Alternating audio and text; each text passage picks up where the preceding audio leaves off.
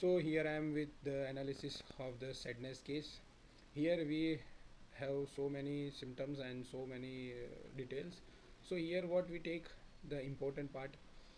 So I have differentiated in three parts. First of all, ailments from.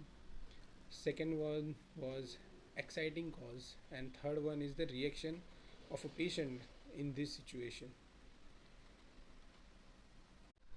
So in the ailments from part, ailments from discords, ailments from relatives, friends between, and the second one is death, ailments from parents or friends of, and ailments from news, bad aggravation.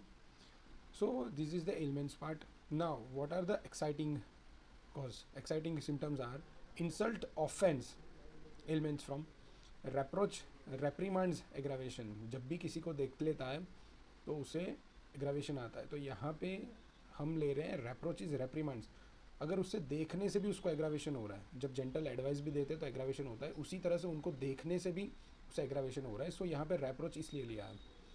और उसका reaction क्या है?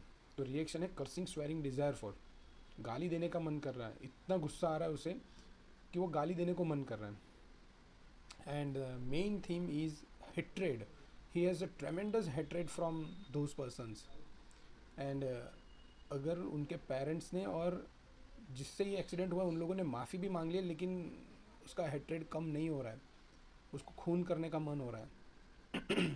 और यहाँ पे एक general rubric लिया है, लाफिंग नेवर। उन्होंने कभी, जब से ये इंसिडेंट हुआ है, हंसना बंद कर दिया, उसे बिल्कुल भी हंसी नहीं आ रही है। और यहाँ पे हम ले रहे हैं suspiciousness, patient is so much suspicious that even his mother, उसे लगता है कि उसकी मदर उनके साथ मिल चुकी है, इसीलिए उनके लिए वकीलात कर रही है। और यहाँ पे मैंने एक रूब्रिक लिया है, क्रिमिनल्स अबाउट। उसे सब लोगों में क्रिमिनल्स दिख रहे हैं, उसकी मदर में भी क्रिमिनल दिख रहे हैं। अगर मैं उसकी वकीलात करूँगा तो मैं भी उसे क्रिमिनल दिखूँगा। उसे लग रहा है डेल्यूजन सीक ही इज़, उसे पता है कि वो गलत कर रहा है, लेकिन उसे उससे वो निकल नहीं पा रहा है, इसीलिए हम ले रहे हैं delusion seek he is. And जब तक मैं ज़िंदा हूँ तब तक ये केस में लड़ता रहूँगा। तो ये उसे मालूम है कि ये बहुत लंबा केस चलने वाला है, उन लोगों ने, पुलिस वाले को, सबको पैसा दे दिया। सो इसके ऊपर मैंने एक रूब्रिक लिया है, delusion die about he is, and delusion figures he is. उसे हर जगह पे काले लोग दिख रहे हैं, बालकनी में दिख रहे हैं, रात को देख रहा है कि कोई दिख रहा है, कोई मेरे आगे पीछे घूम रहा है। एंड केस तब तक ख़त्म नहीं होने वाला है जब तक मैं मर नहीं जाऊँ, इतना लंबा चलने वाला है। तो उसको मालूम है कि इन लोगों ने, पुलिस वाले को, सबको पैसा दिया है, तो उसका स्पेसिफिक मैंने रूब्रिक लिया है, डेल्यूजन डिजीज़ इनक्योरेबल हैज़। यहाँ पे थीम पकड़ो, वर्ड्स नहीं पकड़ना है। डिजीज़ ऐसा है कि वो इनक्योरेबल है, उसे मालूम है कि या मैं मरूंगा या वो मरेंगे, तभी ये ख़त्म होने वाला है।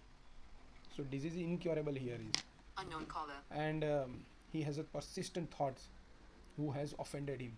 किसी को भी देख ले उसके बारे में कंटिन्यूसली सोचता रहता है। And main physical particular is food, butter, desire for. So this is the my analysis, and I reach to the remedy nitric acid.